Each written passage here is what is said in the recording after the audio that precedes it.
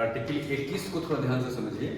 Article 21 की भाषा को पहले समझिए, इसके बाद इसकी हम पूरी व्याख्या करेंगे। इसकी भाषा क्या है? किसी व्यक्ति को, समझ रहे हैं, चाहे कोई भी व्यक्ति हो। और यहाँ पर देखिए एक शब्द क्या इस्तेमाल किया गया है, व्यक्ति। यही से समझिए, जहां पर भी संविधान में व्यक्ति शब्द का उल्लेख हो तो व्यक्ति का अर्थ होता है नागरिक प्लस अनागरिक, मतलब कि देशी और विदेशी दोनों। अगर नागरिक लिख दिया इसका मतलब सिर्फ भारतीयों की भी बात की जा रही है, लेकिन अगर व्यक्ति शब्द लिख दिया इसका मतलब कि भारतीयों के साथ साथ विदेशी भी। तो आर्टिकल 21 किसकी बात कर रहा है? पूरे मानव जाति का, चाहे वो भारत का हो या बाहर का। समझ रहे हैं? वही ये इसका अर्थ हो गया, किसी व्यक्ति को। समझ रहे हैं? प्राण एवं दैहिक स्वतंत्रता, इसको भी समझिए। पहले के राजा लोग क्या करते थे, आप लोग को याद है? कोई व्यक्ति अगर गलत काम किया तो उसका नाक काट के छोड़ दो, हाथ काट के छोड़ दो। नहीं, इसलिए दैहिक स्वतंत्रता का मतलब क्या? अपने शरीर को भी सुरक्षित रखने का अधिकार। समझ रहे हैं? इसका मतलब ये नहीं कि कोई आपका हाथ काट के छोड़ देगा। और प्राण मतलब जान से मारने की बात, यानी कोई भी व्यक्ति न तो आपको जान से मार सकता है और न आपको अंग से भंग कर सकता है। समझ रहे हैं? न शरीर को कटकुट कर सकता है और न आपको जान से ही मार सकता है। अब फिर से इसको पढ़िए, किसी व्यक्ति को प्राण एवं दैहिक स्वतंत्रता से, समझ गए, विधि द्वारा स्थापित प्रक्रिया के माध्यम से ही वंचित किया जाएगा। इसका मतलब क्या है कि पहले राजा लोग, नियम हो या न हो, तुम अगर हमें पसंद नहीं हो तो चलो भाई इसको उठा कर टांगो, नहीं इसको फांसी दे दो, इसको क्या करो, कत्ल कर दो। लेकिन आर्टिकल 21 कहता है कि कोई व्यक्ति आपको पसंद है नहीं है वो बात की बात है, लेकिन अगर नियम में ऐसा लिखा हुआ है कि इस अपराध के बदले इसको फांसी दिया जाएगा, तभी उसको फांसी दिया जाएगा। आप किसी भी व्यक्ति को नियम से हट करके सजा नहीं दे सकते। जिस अपराध में फांसी का सजा है उसी में फांसी दे सकते हैं, मतलब उसका प्राण छीन सकते हैं। और जहां पर दैहिक पीड़ा देने की बात है तो जिस अपराध में है उसी में दे सकते हैं। समझ गए? यानी कि विधि द्वारा स्थापित प्रक्रिया के माध्यम से ही वंचित किया जाएगा। मतलब उसका प्राण से वंचित कब किया जाएगा? मतलब मैं आपका प्राण निकालूं, इसका मतलब क्या है? मैंने अपने प्राण से वंचित कर दिया, मतलब छीन लिया आपका प्राण। तो कब छीना जाएगा?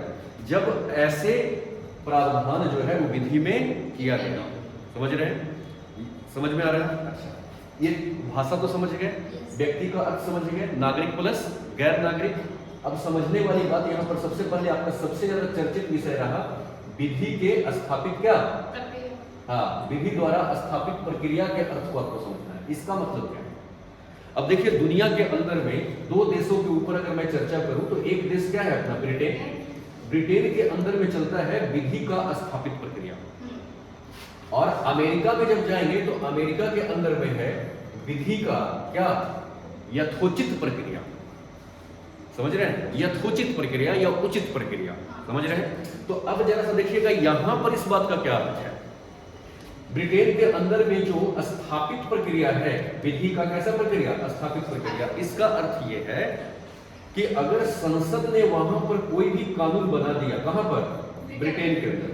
अगर संसद ने कोई भी कानून पास कर दिया और पास करके ऐसा, माने चोरी में भी उसने क्या किया? फांसी का सजा बना दिया, मान लो ब्रिटेन के संसद ने, तो न्यायपालिका जो है संसद के द्वारा पास किए गए विधि का जांच पड़ताल भी नहीं कर सकती। यानी संसद ने जो बना दिया वो लागू हो ही जाएगा। कानून के स्थापित प्रक्रिया का अर्थ क्या है? जरा सा देखना, हमारे यहाँ दो है, एक है विधायिका। विधायिका समझते हैं? विधायिका का काम क्या है? कानून को बनाना। समझ रहे हैं? विधायिका क्या करती है? कानून का निर्माण करती है। और कार्यपालिका क्या करती है? कानून को लागू करती है। जैसे हमारे यहाँ जो मंत्री लोग हैं वो क्या है? कार्यपालिका है।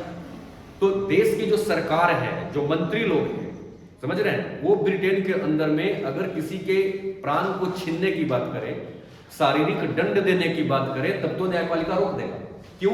क्योंकि कार्यपालिका जो है, लेकिन अगर विधायिका ने नियम ही बना दिया हो कि चोरी में फांसी का सजा, तब न्यायपालिका उस पर जांच पड़ताल नहीं करेगी। याद रखिएगा, कानून के स्थापित प्रक्रिया के अंदर में संसद के पास पावर क्या है कि वो कार्यपालिका को रोक सकती है, लेकिन जब नियम बन जाए, नहीं, वहां के संसद, वहां के विधायिका ने अगर ऐसा नियम ही बना दिया तो उसकी जांच पड़ताल वहां का नहीं, हाँ, केंद्रीय न्यायालय नहीं कर सकती। समझ गए? यानी कि वहां पर सबसे ज्यादा पावर किसके पास है? संसद के पास। संसद जो विधि बना देगी वो लागू हो जाएगा, समझ गए। लेकिन कानून के यथोचित प्रक्रिया जो अमेरिका में है, इसका जानते हैं क्या तर्क है? इसका तर्क है कि मान लो कि वहां पर कोई विधायिका ने कोई कानून बनाया, कहां पर? अमेरिका के। विधायिका ने अगर कोई भी लॉ का फॉर्मेशन किया है, कोई भी लॉ बनाया है विधायिका ने, तो वो लॉ मानवाधिकारों के रक्षा के खिलाफ बना है क्या? इस आधार पर वहां की न्यायपालिका उसकी क्या करती है? जांच करती है। अगर वहां की विधायिका ने कानून बना दिया, कहां का? अमेरिका का, तो कानून का यथोचित प्रक्रिया का अर्थ है कि वहां की न्यायपालिका उसको क्या करती है? जांच करती है कि मानव के अधिकारों के साथ खिलवाड़ तो नहीं हो रहा है, वो डायरेक्ट लागू नहीं होगा, लेकिन संसद में डायरेक्ट लागू हो जाता है। ये दोनों में अर्थ समझ गए अंतर? यथोचित प्रक्रिया में न्यायपालिका सुप्रीम होता है, वो जांच करेगा, और स्थापित प्रक्रिया में संसद सुप्रीम होता है। अगर संसद ने नियम बना दिया तो न्यायपालिका वहां से क्या हो गया? आउट हो गया। अब हमारे संविधान लिखने वाले जब संविधान लिख रहे थे तो उनके मन में यह था कि यहां पर हम विधि का यथोचित प्रक्रिया लिखें कि विधि का स्थापित प्रक्रिया लिखें। अब दोनों तरफ आप समझ गए। तो हमारे संविधान लिखने वाले जो थे वो बड़ा पशुपेश में थे, बड़े परेशान थे कि कौन सा वाला नियम को हम क्या करें, अपनाएं। समझ गए? तो जरा सा दोनों तर्क को समझिएगा तो क्लियर हो जाएगा। हमारा देश जब 1947 में आजाद हुआ तो हमारे देश में देश के खिलाफ ही काफी नारे लगने लगे। जैसे हिंदू और मुस्लिम के बीच में जब विभाजन हुआ, पाकिस्तान बन गया और हिंदुस्तान बन गया, तो पंजाब के सिख लोग क्या कहते थे कि हमें भी अलग देश बना के दो, खालिस्तान। और खालिस्तान के मांग के आधार पर वहां पे मारकाट मचने लगी। तो उनको जल्दी से क्या करना था? शांत करना था। शांत करने के लिए अगर उनको दैहिक पीड़ा देना पड़े तो वो भी देंगे नहीं, और कुछ लोगों को फांसी देना पड़े तो उनको फांसी भी दे दे, ताकि डर से बाकी लोग क्या हो जाए, शांत हो जाए। तो हम चाहते थे कि जल्दी से इस नियम को बनाया जाए। अगर हम जल्दी से नियम को बनाएंगे तो कैसे बनेगा? संसद से पास हुआ तुरंत लागू हो जाए। लेकिन अगर न्यायपालिका सुप्रीम अगर रहेगा तो स्थिति क्या है कि संसद तो पास करेगी, लेकिन न्यायपालिका फिर उसको जांच करेगी, फिर उसको रोक देगी, तो ये प्रक्रिया लंबी हो जाएगी। इसलिए हमारा झुकाव किधर रहा? स्थापित प्रक्रिया की तरफ रहा। लेकिन अगर स्थापित प्रक्रिया को हम हूबहू अपना लेते, समझ में आ रहा है? तो यहाँ पर कानून का स्थापित प्रक्रिया हम क्यों अपनाए, समझ गए? ताकि हमारे यहाँ कुछ ऐसे असामाजिक तत्व आजादी के साथ पैदा हुए जिन्होंने देश में क्या किया? समस्या क्रिएट करना शुरू कर दिया। तो उनको शांत करने के लिए, उनको दबाने के लिए हमको जल्दी से जल्दी क्या चाहिए था? नियम चाहिए था। तो हमने फट से संसद से क्या करा देते? पास करा के उसको लागू कर देते, क्योंकि संसद इस मामले में सुप्रीम होगी। और 1975 तक, जरा समझिएगा, 1975 तक स्थिति ऐसी रही कि संसद ने इस बात को माना भी, यानी हमारा कानून इस बात को माना भी। जानते हो क्या माना? कि संसद स्थापित प्रक्रिया जो है, मतलब आर्टिकल 21 जो है, उसका न्यायिक पुनरावलोकन नहीं होगा। समझ रहे हैं? नहीं होगा, मतलब संसद ने जैसे पास कर दिया वो लागू हो जाएगा।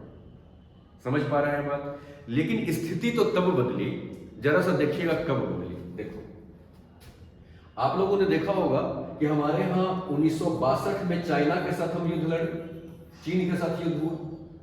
1971 में हम पाकिस्तान के साथ युद्ध लड़े, और 1975 में श्रीमती इंदिरा गांधी ने क्या किया? आपातकाल लगाया था ना, जिसमें पकड़ कर जबरदस्ती क्या करा दिया? ऑपरेशन कर दिया।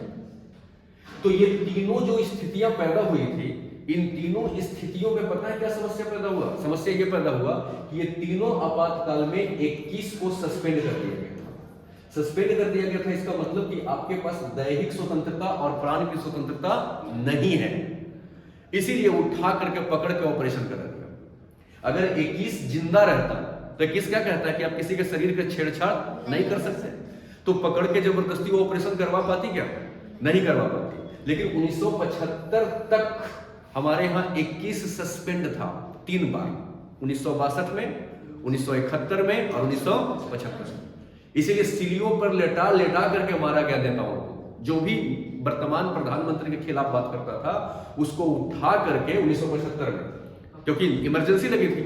और जानते हो जब आपातकाल लगता है तो आर्टिकल 19 क्या हो जाता है? सस्पेंड हो जाता है। और 19 में क्या है? वाक का और अभिव्यक्ति की स्वतंत्रता, तो यानी बोलने की आपकी स्वतंत्रता क्या कर लेगी? छीन लेगी। तो 19 का उल्लंघन। और शरीर 21 में क्या है? प्राण एवं दैहिक स्वतंत्रता।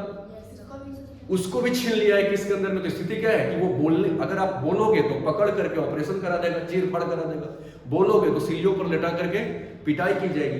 तो स्थिति ऐसी हुई थी कि देश में तानाशाह आ गया था, तानाशाही आ गया था, क्योंकि 21 भी सस्पेंड होता था और 19 भी सस्पेंड होता था, समझे। इसी के खिलाफ, क्योंकि ये मानवाधिकार का क्या है, बहुत बड़ा उल्लंघन है, जनता के राइट के साथ खेल है, ड्रामा है, समझ रहे हैं। इसीलिए 1977 में जब इलेक्शन हुआ तो घूम घूम करके देश में मोरारजी देसाई ने, जनता दल पार्टी ने इस देश में प्रचार किया कि अगर तुम लोग हमें जिताते हो इलेक्शन में तो जो ये तुम्हारे साथ अत्याचार हो रहा है, हम कुछ ऐसा कानून का निर्माण करेंगे कि अब आपके साथ अत्याचार नहीं हो। और 1977 में भारत के जनता ने पूरी तरीके से वोट किसको ठोक दिया, जनता दल को ठोक दिया। 1977 में भारत के प्रधानमंत्री मोरारजी देसाई, और जैसी सरकार बदली, सरकार ने 44वें संविधान संशोधन 1978 किया, नहीं, और 1978 करके उसमें यह बात लिख दी गई कि जिंदगी में अब चाहे जब भी आपातकाल लगे, राष्ट्रीय आपातकाल, तो 20 और 21 किसी भी कीमत पर सस्पेंड नहीं होगा। इसका मतलब कि अब हमारे यहां अगर आपातकाल लग भी जाता है तो किसी भी व्यक्ति को आप शारीरिक पीड़ा नहीं देंगे, नहीं, बिना मतलब के। अगर विधि में वो चीज है तब आप दे सकते हैं, लेकिन अगर विधि में नहीं है तो आपातकाल के आड़ में आकर के किसी के साथ अत्याचार नहीं करें। तो 1978 के बाद ये नियम आया कि 20 और 21 किसी भी कीमत पर सस्पेंड नहीं होगा, लेकिन इसके पहले 20-21 सारे सस्पेंड होते थे, समझ रहे हैं। तो एक्चुअली क्या है कि आर्टिकल 358 में क्या कहा गया था कि जब भी राष्ट्रीय आपातकाल लगेगा, है ना, तो 19 क्या हो जाएगा, स्वतः समाप्त हो जाएगा। 359 कहता है कि अगर दूसरा आर्टिकल को आपको सस्पेंड करना है, किसी दूसरे आर्टिकल को फंडामेंटल राइट का, तो उसके लिए राष्ट्रपति को क्या करना पड़ेगा, अध्यादेश जारी करना पड़ेगा, और अध्यादेश जारी करके सस्पेंड कर देगा। लेकिन इसके पहले 1978 के पहले हर आर्टिकल पर राष्ट्रपति को राइट था कि वो सस्पेंड कर सकते हैं, किसी को भी, 20 को भी, 21 को भी। लेकिन 78 के बाद संशोधन करके नियम क्या बना दिया गया कि चाहे कुछ भी हो जाए, कुछ भी हो जाए, आर्टिकल 21 और 20 सस्पेंड नहीं होता, समझ गए। यही से कॉन्सेप्ट निकल के आता है। क्या हमने लिखा क्या है, स्थापित प्रक्रिया। इसका अर्थ क्या है, संसद जो भी नियम कानून बनाएगी, समझ रहे हैं, उस नियम कानून का न्यायिक पुनरावलोकन सुप्रीम कोर्ट नहीं करेगी। आर्टिकल 21 को लेकर के स्थापित में तो न्यायिक पुनरावलोकन होता ही नहीं है। लेकिन जो ये अत्याचार हुआ 1962 में, 1971 में, 1975 में, जो 21 के साथ खिलवाड़ हुआ, तब सुप्रीम कोर्ट ने अपना स्टेटमेंट को बदल दिया और कहा कि स्थापित प्रक्रिया का अर्थ बिल्कुल ये नहीं है कि आप जो चाहेंगे वो जनता के साथ करेंगे, आप मानवाधिकारों का उल्लंघन करेंगे। इसका मतलब क्या है, हमारा स्थापित प्रक्रिया थोड़ा सा ब्रिटेन से क्या है, अलग है। वहां पर तो सर्वोच्च न्यायालय उसका निरीक्षण परीक्षण करती ही नहीं है, लेकिन हमारे यहां अब किया जाएगा। इस बात के लिए किया जाएगा, देखा जाएगा कि मानवों के अधिकार के साथ छेड़छाड़ तो नहीं हो रहा है। तो अपना स्थापित प्रक्रिया का अर्थ समझ में आ गया क्या है कि नहीं समझ। अब देखिए जीवन के अधिकार आपको कैसे दिया गया है, तो देखिएगा जीवन का अधिकार का अर्थ है कि अगर हमारा प्राण सुरक्षित है, अगर हमारा शरीर सुरक्षित है, तो हम सम्मानित और आदर पूर्वक अपना जीवन जी सकते हैं। यानी यहां पर जो जीवन के अधिकार आपको दिया गया है उसका अर्थ क्या है, सम्मानित जीवन, आदर पूर्वक जीवन, रेस्पेक्टेड लाइफ आपका जीवन होना चाहिए। जानवर पशुवत जीवन नहीं। जैसे पशुओं को देखा है, जानवरों के पास कोई इज्जत होता है, कोई भी आया और आकर के डंडा उठा के मार दिया, लेकिन मानव के साथ आप ऐसा नहीं कर सकते, क्योंकि आर्टिकल 21 इस बात का घोषणा करता है कि शरीर के साथ साथ, प्राण के साथ साथ व्यक्ति की गरिमा भी सुरक्षित रहना चाहिए, समझ रहे हैं। और इसी चीज पर एक मामला और आया, 21 समझ में आ रहा है, इसी चीज पर एक मामला और आया। क्या आया, उत्तर प्रदेश का एक व्यक्ति है जिनका नाम था मोहिनी जैन, समझ रहे हैं, और ये मामला 1992 का है। इस मामले को ध्यान से समझिएगा, मोहिनी जैन 1992 का मामला। और ये मामला क्या है सो देखिए, भारत के अंदर में आप जानते हैं कि कर्नाटक राज्य है, समझ रहे हैं, कर्नाटक राज्य। कर्नाटक राज्य ने क्या किया, 1984-85 में एक अधिनियम बना दिया अपने यहां, समझ रहे हैं? और वो था एजुकेशनल इंस्टीट्यूशनल एक्ट 1985। समझ रहे हैं क्या? एजुकेशनल इंस्टीट्यूशनल एक्ट 1985 ये कर्नाटक सरकार ने बनाया। एजुकेशनल इंस्टीट्यूशन मतलब कॉलेजेस के लिए, इंस्टीट्यूट मतलब वही जहां पर शिक्षा मिलता है नहीं, तो जितने भी शिक्षा वाला संस्थान है उसके लिए एक नियम बना दिया कर्नाटक सरकार ने। और ये नियम क्या था सो देखिएगा। नियम था कि जो सरकारी कोटा से बच्चे आएंगे, जैसे आप नीट का एग्जाम देते हैं, तो नीट का जब आप एग्जाम देते हैं तो कुछ बच्चों को सरकार क्या कर लेती है? सेलेक्ट कर लेती है। और जो बच्चों को सरकार सेलेक्ट नहीं करती है, अगर उसके माँ बाप के पास पैसा बहुत ज्यादा है तो प्राइवेट अपने पैसों के दम पे एडमिशन करवा लेते हैं। तो जिस बच्चों को सरकार ने सेलेक्ट कर लिया, समझ रहे हैं, सरकारी कोटा का बच्चा, उसको यहां पर इस नियम के तहत कर्नाटक में तय किया गया कि उसको 2000 रुपया पर ईयर, मतलब एक साल में उसको फीस कितना देना है? मात्र 2000। वो भी डॉक्टरी के पढ़ाई में, मेडिकल कॉलेजेस का फीस है ये, समझ रहे हैं? तो मेडिकल कॉलेज का फीस कैसे? इस एक्ट के तहत क्या नियम बनाया गया? नियम बनाया गया कि जो बच्चे सरकारी कोटा के होंगे नहीं, उसको एक साल में फीस कितना देना है? 2000 रुपया मेडिकल कॉलेज। और जो बच्चा सरकारी कोटा का तो नहीं है, लेकिन वो बच्चा अगर कर्नाटक का ही रहने वाला है, बेशक से वो सरकार के द्वारा सेलेक्ट नहीं हो पाया, वो प्राइवेट से एडमिशन कराने आया है, लेकिन वो बच्चा कहां का रहने वाला है? कर्नाटक का रहने वाला है, तो उस बच्चे को 25,000 रुपया प्रति ईयर फीस देना पड़ता था। इस नियम में ऐसा लिखा गया, समझ रहे हैं? और अगर कोई बच्चा बाहर राज्य का है, बाहरी राज्य समझ रहे हैं ना, हाँ, जिसको सरकार ने सेलेक्ट नहीं किया है लेकिन वो दूसरे राज्य का है और वो कर्नाटक में एडमिशन कराने आया है, तो उसके लिए नियम बनाया गया कि इसको 60,000 रुपया पर ईयर फीस देना पड़ेगा। ये कुछ नियम बना दिया गया। क्या मैं अपनी बात समझा पा रहा हूं? Yes sir. अब जरा सा सोच के देखिए कि कॉलेज एक ही है, प्रोफेसर एक ही है, सब कुछ एक ही है, लेकिन सभी के लिए फीस क्या है? अलग अलग। किस आधार पर? राज्यों के आधार पर। चलो अगर बाय द वे मान लो ये तो सरकार का सिलेक्टेड बच्चा है, लेकिन यहां पर ये भी सिलेक्टेड नहीं है और ये भी सिलेक्टेड नहीं है, लेकिन इसके लिए तुमने फीस रखा है 25,000 पर ईयर और इसके लिए रखा है 60,000 पर ईयर। तो ये देश में भेदभाव। इसी मामला को लेकर के मोहिनी जैन तो उत्तर प्रदेश के थे, तो ये कर्नाटक में जब एडमिशन लेने के लिए जाएंगे तो इसको फीस कितना देना पड़ेगा? 60,000, और वहीं के बच्चा 25,000। इनको बड़ा बुरा लगा, तो ये कर्नाटक सरकार के ऊपर ही मुकदमा दायर कर दिए। कहां? सुप्रीम कोर्ट में। और इसी मामला को जाना जाता है मोहिनी जैन बनाम कर्नाटक राज्य। यानी केस किसके किसके बीच चला? मोहिनी जैन और कर्नाटक राज्य 1992 में।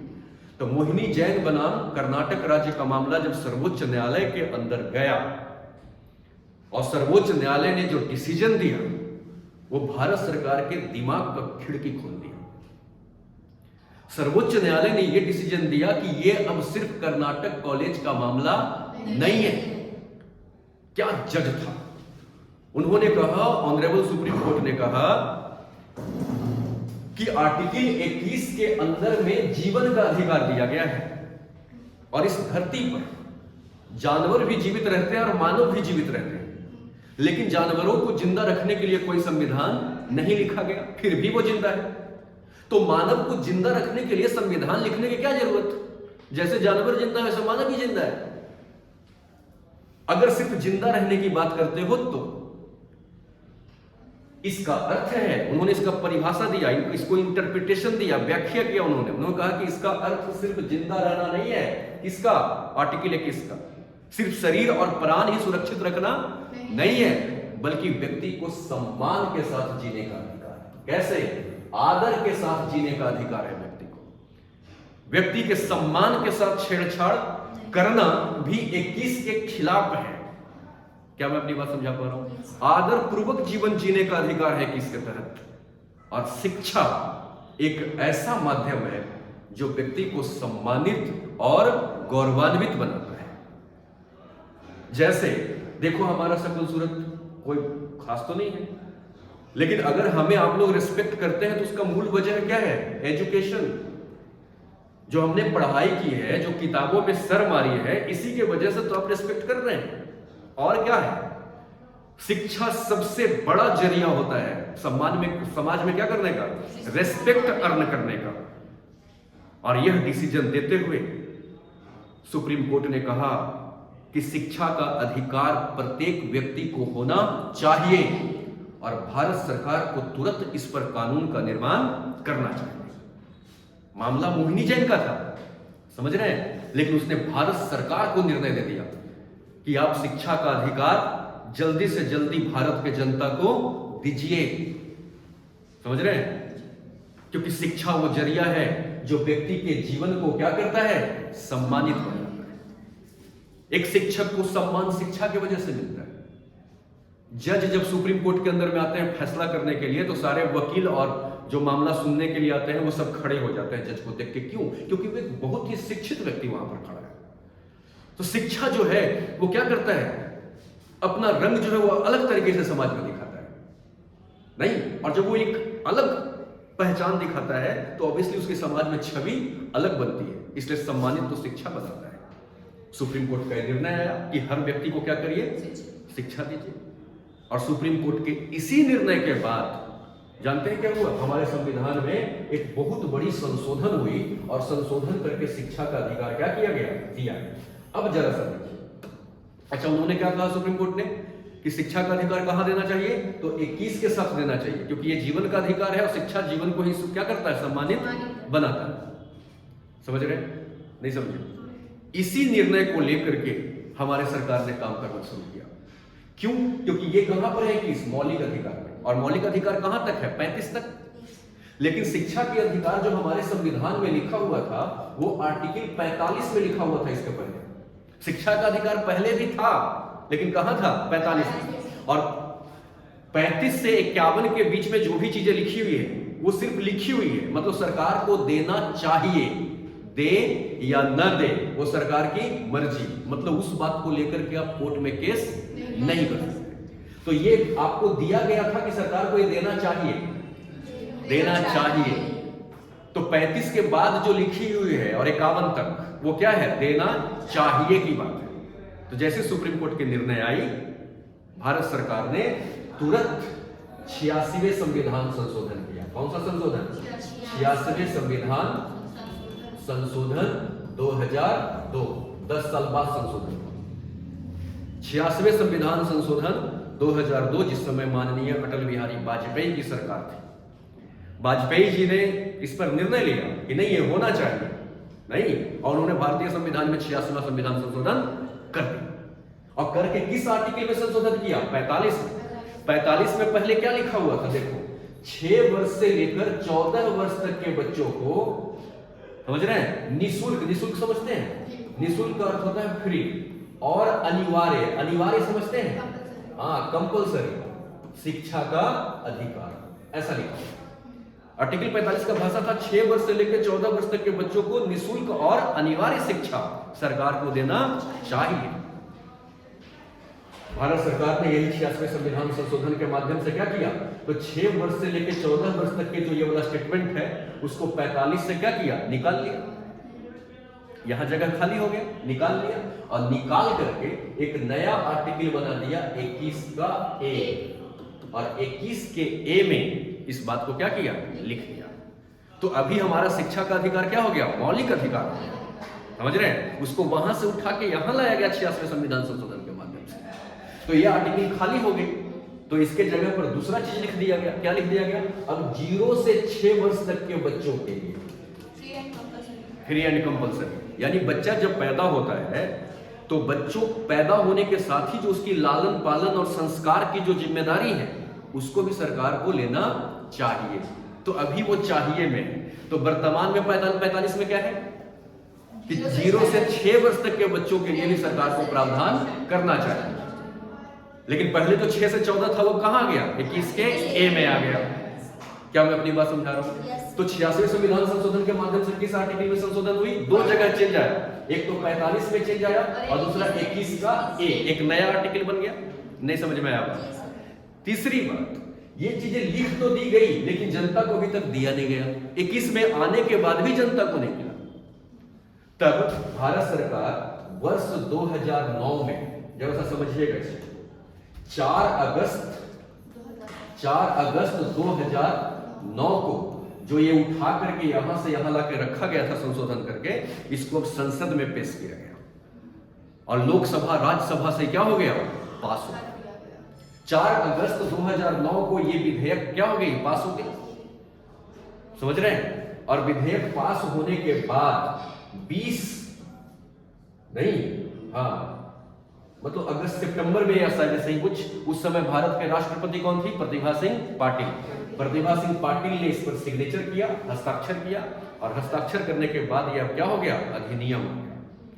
और 1 अप्रैल 2010 से 1 अप्रैल 2010 से ये चीजें सभी को मिलना शुरू।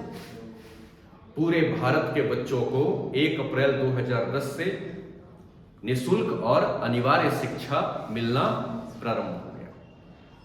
समझ में आया? तो शिक्षा का अधिकार इस तरीके से हमारे यहाँ आई है। समझ रहे हैं? इसके साथ साथ एक देखो, ये किसका पहला मामला क्या था, मोहिनी जैन बनाम कर्नाटक, इसमें आपको शिक्षा का अधिकार मिलेगा।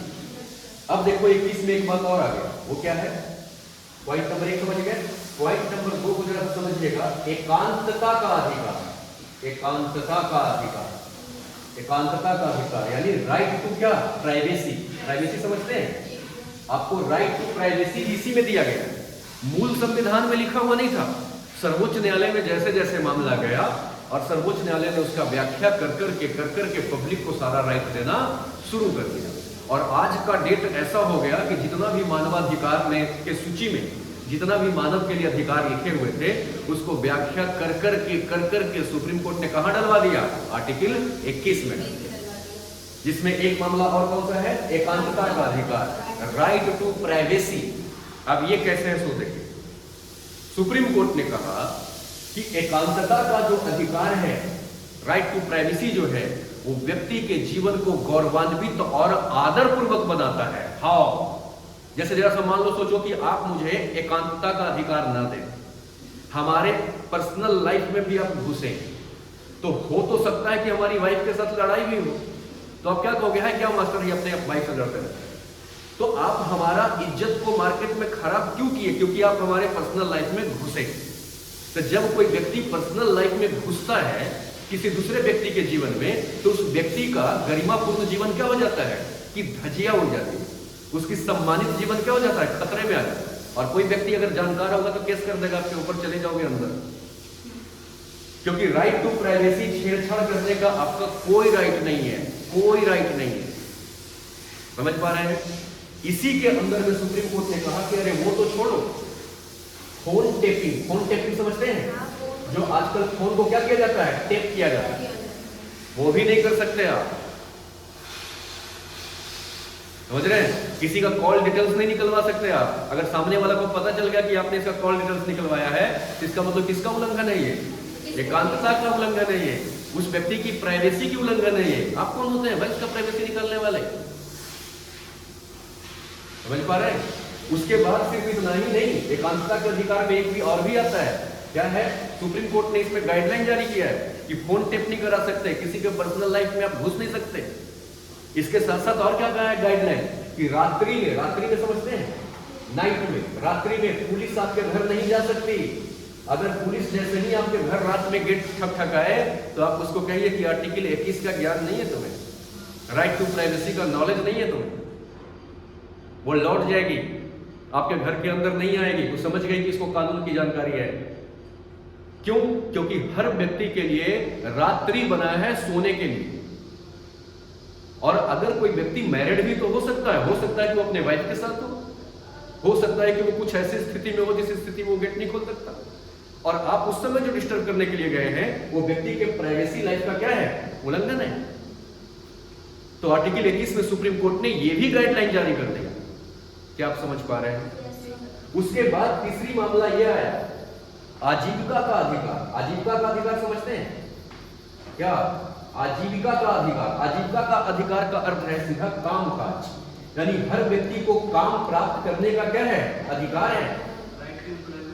राइट टू एम्प्लॉयमेंट हर व्यक्ति का राइट है, लेकिन ये अत्यांतिक नहीं है। अत्यांतिक करने का मतलब क्या है, ये एब्सोल्यूट नहीं है कि आप जाकर केस करने जाओगे कि मिलावट हमें आईएएस का नौकरी नहीं मिला, तो मिलॉर्ड कहेंगे कि बेटा इसके लिए सरकार ने कुछ रिस्ट्रिक्शन भी लगाया है। क्या रिस्ट्रिक्शन लगाया है? ग्रेजुएशन होना चाहिए, पीटी मेंस इंटरव्यू पास होना चाहिए। नहीं बेटा सब कर किए हो क्या? तो नहीं, तो ऐसे क्या प्रसाद बट रहा है क्या? ये समझ लो, यानी काम का अधिकार है लेकिन ये अत्यांतिक नहीं है कि ऐसे फालतू में बैठा के मिल जाए, अब्सोल्यूट नहीं है। अगर इसके लिए कुछ क्या है, प्रतिबंध है, कुछ रिस्ट्रिक्शन है, लेकिन वो रिस्ट्रिक्शन कैसे है? तो युक्त युक्त युक्त युक्त मतलब लॉजिकल रिस्ट्रिक्शन। आप जाति के आधार पर किसी का काम थोड़े रोकेंगे, नहीं, जाति के आधार पर नहीं रोक सकते, लेकिन हाँ क्वालिफिकेशन के आधार पर रोका जा सकता है। तो हर व्यक्ति को आजीविका का अधिकार है, यानी सर काम का मांग हर व्यक्ति कर सकता है, लेकिन मांग करने से पहले आप में वो क्वालिटी होना चाहिए जो निर्धारित है। क्यों भारत सरकार ने यूपीएससी की वैकेंसी निकालना बंद कर दी है? नहीं बंद की है, निकाल रही है। तो आप अपना क्वालिटी जाके शो करके और कंपटीशन निकाल के बनिए, सरकार ने कहा रोका है, क्योंकि काम का अधिकार हर किसी के पास है तो सरकार देगी। आजीविका का अधिकार समझ में आया? अच्छा, पहली चीज क्या अत्यांतिक नहीं है, समझ गए? मतलब इसमें कुछ प्रतिबंध है, योग्यता निर्धारित किया जाएगा। दूसरी बात, आजीविका के अधिकार के अंदर में सुप्रीम कोर्ट ने और गाइडलाइन दिया कि निर्धारित मजदूरी से कम मजदूरी देना। जैसे मान लो कि हमने आपसे बात किया कि चलो नहीं थोड़ा हमारा रुमाल और बनियान धोना है, पकड़ के ले गए तुम्हें और मजदूरी तुमको बताया 500 रुपये, नहीं, और जब धुल गया सब चीज हो गया तो तुम्हें पकड़ा दिया 50 रुपये, तो आप कोर्ट जा सकते हैं। क्यों? क्योंकि जो निर्धारित मजदूरी है उससे कम मजदूरी देना आजीविका का क्या है? उल्लंघन है। न्यूनतम मजदूरी जो फिक्स सरकार के द्वारा तय की गई है उतना तो आपको देना ही पड़ेगा। यानी क्या समझ पा रहे हैं आप? फिर और मामला गया है किसके तहत? क्योंकि बताओ ये आजीविका से क्या चलती है? जीवन ही तो चलती है, तो इसको किसके साथ मिलना चाहिए? जीवन के अधिकार के साथ मिलना चाहिए कि नहीं मिलना चाहिए? इसके बाद है प्रदूषण। प्रदूषण समझते हैं? हाँ, प्रदूषण फ्री वातावरण। अब जैसे जरा सा सोच के देखो, दिल्ली के अंदर में देखिए जरा सा, नहीं खूब ज्यादा वहां प्रदूषण हो रहा था, खूब गाड़ियां चल रही थी, खूब कंपनियां भी वहां आ गई थी, जिस वजह से कंपनियां काफी धुआं छोड़ रहा था दिल्ली में। दिल्ली चैम्बर बन गया था, क्या चीज का? प्रदूषण का। वहां इतनी गंदगी हो गई थी कि लोग बीमार पड़ने लगे थे। समझ रहे हैं? सुप्रीम कोर्ट का गाइडलाइन आया कि हर व्यक्ति का ये राइट है कि वो प्रदूषण फ्री क्या वातावरण में श्वास ले, पर्यावरण में रहे। ऐसा क्यों? और इसको जीवन के अधिकार के साथ ही क्यों जोड़ना चाहिए? क्योंकि सुप्रीम कोर्ट ने कहा कि प्रदूषण फ्री वातावरण व्यक्ति को सम्मानित जीवन देता है। कैसे देता है? अब जरा समझिए। जैसे मान लो कि कानपुर के अंदर में हवाओं में खूब सारा बीमारियां आ जाए, मेरे पास खूब योग्यता है पढ़ाने का, I know how to teach, पता है, लेकिन मैं इतना बीमार हो गया प्रदूषण के वजह से कि मैं पढ़ाने के लायक नहीं रहा, घर में बेड रेस्ट में चला गया, बेड पे लेट गया। और जब मैं पढ़ाने लायक नहीं रहा तो जो नए बच्चे हमें जानने वाले थे, हमसे जुड़ करके पहचानने वाले थे, जो रिस्पेक्ट हमें मिलना वाला था, जब बच्चों से हमारा मुलाकात ही नहीं हुआ तो हम रिस्पेक्ट कहां से कमाएंगे? तो सम्मानित जीवन जीने के लिए काम करना पड़ेगा, और काम करने के लिए व्यक्ति को स्वस्थ रहना पड़ेगा। इसलिए प्रदूषण फ्री सोसाइटी जो है वो व्यक्ति के जीवन को क्या करता है? गौरवान्वित बनाता है। क्या मैं समझा पा रहा हूँ? नहीं समझ रहे हैं? ये गौरवान्वित बनाता है, नो डाउट। इसलिए इसको किसके साथ देना चाहिए? 21 के साथ देना चाहिए। इसके बाद चौथी पांचवी मामला गया, क्या गया? दोष सिद्ध अपराधी। दोष सिद्ध समझते हैं? माने जिस व्यक्ति के ऊपर में जो चार्ज लगा था वो प्रूफ हो गया कि वाकई में ये व्यक्ति गलत किया है। समझ रहे हैं? देखो यहाँ दोष सिद्ध क्या? अपराधी, मतलब प्रूफ हो गया कि ये व्यक्ति अपराधी है। इसके बाद भी इसके पास जीवन का अधिकार है। देखो कौन कौन सा अधिकार है? किसी भी अपराधी को पुलिस हथकड़ी भी नहीं लगा सकती, बेशक से दैट इज प्रूव्ड कि he is criminal, but police हथकड़ी नहीं लगा सकती जब तक, लगा सकती लेकिन जब तक उसको भागने की चांसेस ना हो। जैसे मान लो कि मैं कोई क्राइम कर दूं और क्राइम करने के बाद पुलिस हमें अरेस्ट कर ले और वो हथकड़ी लगा देने लगे, तो मैं क्या बोलूंगा? रहने दो, मैं भाग नहीं रहा हूं, चलो। पुलिस हथकड़ी नहीं लगा सकती। हर व्यक्ति का अधिकार है, शरीर का भी तो अधिकार है ना, दैहिक स्वतंत्रता। अपने शरीर को हमें, हमारा हो सकता है कि यहाँ पर पीठ खुजली करे, हो सकता है हमारा गाल खुजली करे, और ऐसे हथकड़ी लगा दे तो गाल कैसे खुजलाएंगे? पुलिस वाला को बोलेंगे खुजलाओ। तो इसका मतलब क्या है कि हमारा हाथ को तो स्वतंत्र रखो, हम नहीं भाग रहे हैं भाई, और ये हमारा सम्मानित जीवन का हक है। हाँ हमने किया गलत क्राइम, क्योंकि हमें टॉर्चर इतना कर दिया कि उसको गोली मारना पड़ेगा, बट इसका मतलब क्या तुम हमें बांध के ले जाओगे? नहीं, मतलब छोड़ो, क्योंकि ये व्यक्ति के जीवन को, हाँ तो जब तक भागने का डर ना हो तब तक पुलिस हथकड़ी नहीं लगेगी। और अगर पुलिस हथकड़ी लगाएगी भी तो उसको एक्सप्लेनेशन देना पड़ेगा कि आप हथकड़ी क्यों लगा रहे हैं। क्या समझा पा रहा हूं बात? दूसरी बात, इसी में अपराधियों के लिए और भी राइट है, इसको वकील विधिक सलाहकार पाने का अधिकार, मतलब कि कोई भी नियम बना करके उस अपराधी को वकील अपॉइंट करने से नहीं रोका जा सकता है। जैसे कसाब के बारे में बहुत अच्छे से पता था कि कसाब ने भारत में क्या किया, खूब गोलियां चलाई, ताज होटल को भून करके रख दिया, फिर भी उसके तरफ से वकील केस लड़ रहा था, नहीं लड़ रहा था, सिद्ध था, फिर भी उसको रोका नहीं जा सकता वकील रखने से कि जाओ उठा के टांग दो, नहीं, उसकी भी बहस चलेगी, उसकी भी ट्रायल चलेगी। ये जीवन का अधिकार है। और भी इसमें है, किसी भी व्यक्ति को अगर मान लो किसी भी अपराधी को अगर फांसी का सजा दे दिया गया, तो फांसी का सजा अगर दे दी हो तो दो, आज दो, अभी दो। फांसी का सजा देने के बाद देर करना फांसी में या न्याय है, क्यों? क्योंकि एक ही व्यक्ति को फिर दो सजा मिल गया। आपने मान लो कि आज सजा सुना दिया फांसी का, और फांसी का सजा तुमने हमें दिया 2 साल, तो 2 साल हमें कैद भी काटना पड़ा और फिर फांसी भी मिला।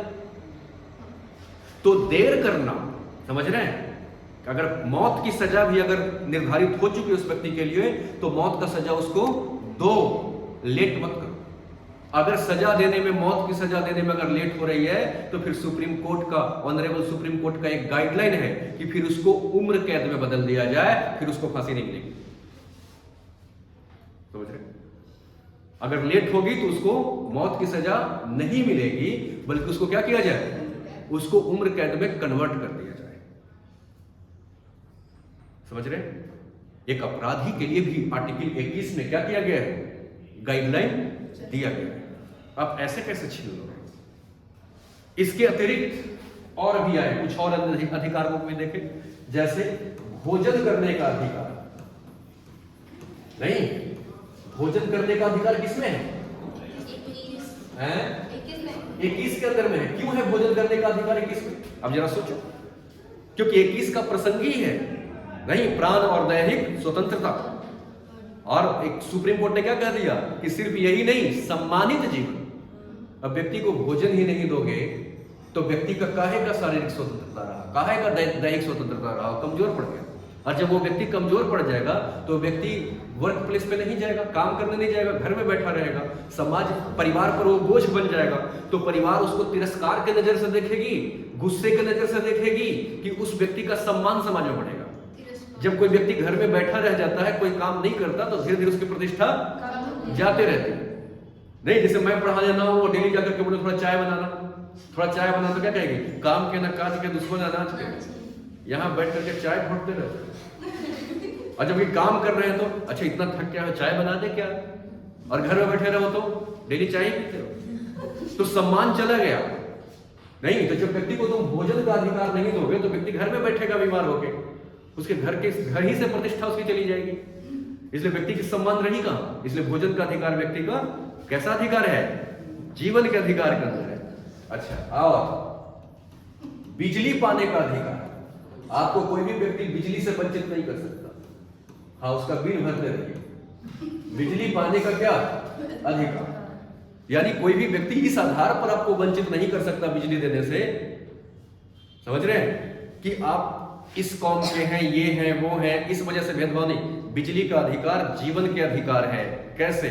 आज के डेट में आप जानते हैं कि बिजली एक ऐसा महत्वपूर्ण चीज हो गया है जो जिंदगी को आरामदायक बनाता है और जीवन को सम्मानित बनाता है। जैसे मान लो कि हमारे घर में पंखा हाथ वाला है, हाथ वाला पंखा, तो इसमें बिजली लगेगा क्या?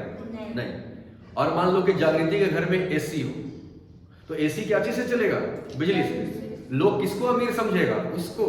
और उसको समझेगा तो इज्जत किसका होगा? उसका। हमें सब क्या कहेगा, चल एक ऐसा ऐसा नाचने वाला पंखा तो घर में है नहीं, अब फुटानी कर रहा है। हमारी सम्मान चली गई। क्यों चली गई? क्योंकि हमारे यहाँ बिजली नहीं है। इसके घर में बिजली, अच्छा एसी वाला है, इसकी सम्मान बढ़ गई। इसलिए बिजली पाने का भी अधिकार कहाँ है? 21। अब केरोसिन तेल से लैंप जला के कौन पढ़ता है? हमारे टाइम में पढ़ा जाता था। आप लोग के टाइम में तो भाई लाइट कट गई, अच्छा बच्चों से पूछो तो कि होमवर्क करके लाया, सब लाइट कट गया। यानी शिक्षा भी किससे जुड़ गया? बिजली से। बिजली कैसे छीन लोगे? बिजली तो जीवन का अधिकार है। आप समझ पा रहे हैं? नहीं समझ पा रहे? विदेश घूमने की स्वतंत्रता, विदेश घूमने की स्वतंत्रता समझते हैं? याद रखिएगा बालकों, आर्टिकल 19 के अंदर में जो आपको घूमने की स्वतंत्रता दी गई थी वो राज्य क्षेत्र के अंदर। 19 और 21 में क्या फर्क है? 19 के अंदर में जो आपको घूमने की आजादी दी गई है वो देश के राज्य क्षेत्र के अंदर दिया गया है, और 21 में जो घूमने की स्वतंत्रता दी गई है वो विदेश घूमने की स्वतंत्रता दी गई है। क्यों दी गई है? क्योंकि आर्टिकल 21 में जो विदेश घूमने की बात है उससे समाज में, जीवन में क्या होता है? लोगों का सम्मान बढ़ता है। जैसे कोई आदमी आके बोले, तुम जाकर के बोलो, पता है, आप बोलो, जैसे हम लोग अभी काकादेव में खड़े, तुम जाकर के अपने दोस्तों को बोलो, पता है इस्कॉन घूम करके आए, तो क्या कहो? तो कौन सा तीर मार दिया? बड़ा इस्कॉन तो हम 100 बार गए। लेकिन बोलो स्विट्जरलैंड से, अच्छा क्या क्या देखा? तो एक्चुअली क्या है कि विदेश घूमने की जो यात्रा है, जो अधिकार है, वो कहां दिया गया है? 21 के अंदर दिया गया। समझ पा रहे हैं? 21 के अंदर में विदेश घूमने की आपका अधिकार। इसके साथ साथ नींद लेने का अधिकार, सोने का अधिकार। नींद का अधिकार कहां है? 21 में।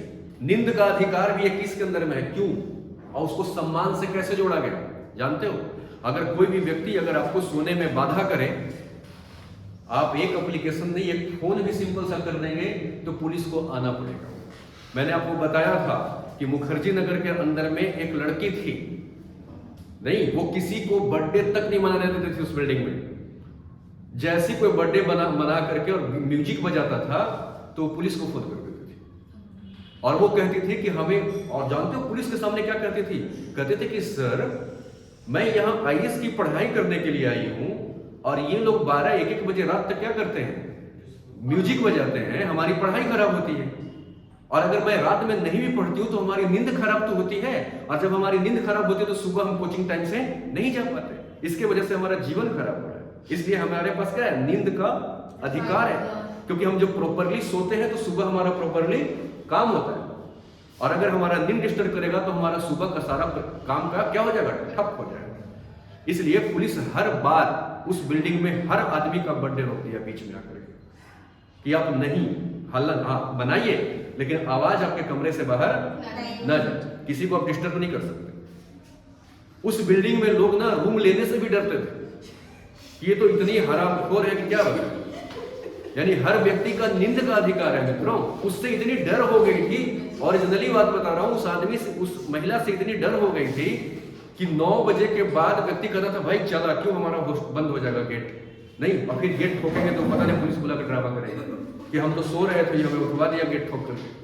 तो लोग इतने डर गए थे उस बिल्डिंग वाले कि 9 बजे तक अपने बिल्डिंग में सब अंदर हो जाते थे। रीजन वो कहते थे हमारा नींद का अधिकार है, हमारा नींद कोई डिस्टर्ब कर नहीं सकता, अगर करोगे तो क्या है? आर्टिकल 21 का उल्लंघन है।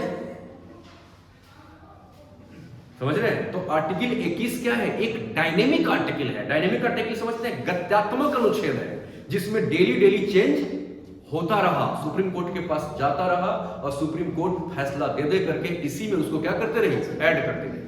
और आज का इसका स्वरूप कुछ ऐसा हो गया है, किसका? आर्टिकल 21 का आज के डेट में,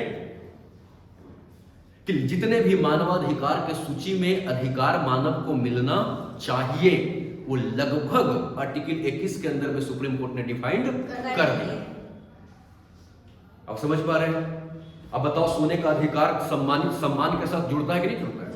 आदर के साथ जुड़ता है कि नहीं जुड़ता है? बिल्कुल जुड़ता है।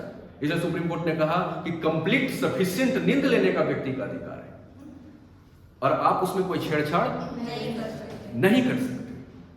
राइट टू प्राइवेसी है, समझ रहे हैं?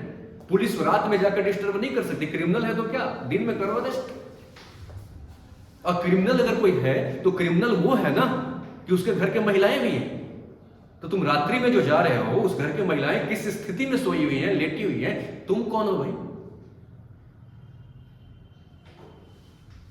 क्योंकि अगर आप उसके घर में घुसते हैं रात्रि में तो सिर्फ वही व्यक्ति तो उस घर में नहीं है, और भी तो है जिन्होंने अपराध नहीं किया है। उसकी प्राइवेसी कैसे डिस्टर्ब करोगे तुम? उसकी राइट किसने दिया है तुम्हें? समझ पा रहे हैं? ये आर्टिकल क्या है? 21। शॉर्ट टर्म में समझिएगा, 1978 के पहले 21 भी इमरजेंसी में क्या होता था? सस्पेंड होता था। 21 के बाद 19 और 20 और 21 को सस्पेंड नहीं किया जा सकता। 1978 के बाद नहीं होगा सस्पेंड। रीजन समझ गए क्यों? क्योंकि वहां खूब अत्याचार हुई थी। समझ रहे हैं? इसको रोकने के लिए क्या किया गया? समझ रहे हैं? ये चेंजेस किए गए। ठीक है।